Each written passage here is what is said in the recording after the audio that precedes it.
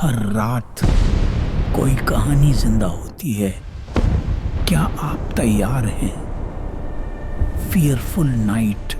रात के तकरीबन 3 बजे थे।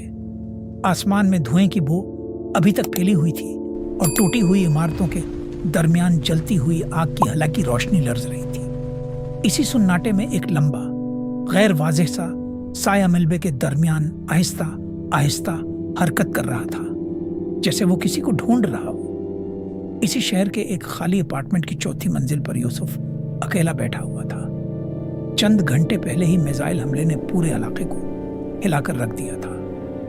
खिड़की के शीशे टूट चुके थे और दूर कहीं एम्बुलेंस की मध्यम आवाज सुनाई दे रही थी। यूसुफ के हाथ अब भी कांप रहे थे, क्योंकि धमाके के वक्त इसने अपनी आंखों से वो आग का गोला आसमान से गिरते देखा था। मगर असल खौफ धमाके के बाद शुरू हुआ था।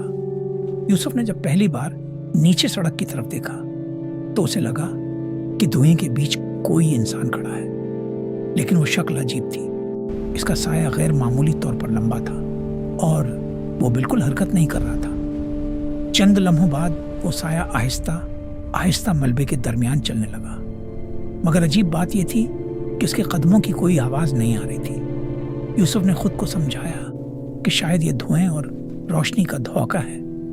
मगर जैसे जैसे रात गहरी होती गई, वो साया शहर के मुख्तलिफ हिस्सों में दिखाई देने लगा। कभी टूटी हुई इमारत के सामने, कभी खाली सड़क के बीचों बीच।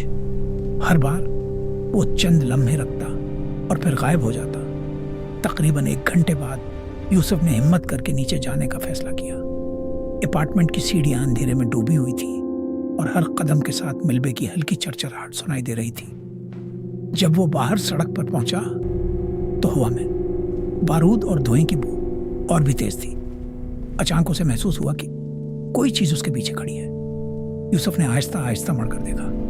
वही साया, मगर अब वो पहले से ज्यादा वाज़ेह था। वो किसी इंसान जैसा लगता था, लेकिन उसकी शक्ल मुकम्मल अंधेरे में डूबी हुई थी, जैसे रोशनी उसे छू ही ना सकती हो। चंद लम्हों के लिए पूरा शहर बिल्कुल खामोश हो गया और फिर वो साया आहिस्ता आहिस्ता यूसुफ के करीब आया।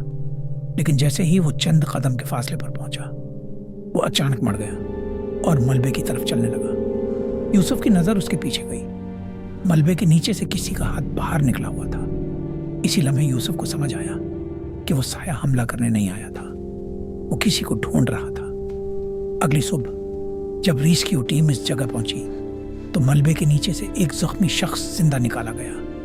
मगर सबसे अजीब बात यह थी कि जिस जगह वो शख्स मिला, वहां मिट्टी पर एक लंबा स्याह निशान बना हुआ था, बिल्कुल वैसा ही जैसा यूसुफ ने रात को देखा था।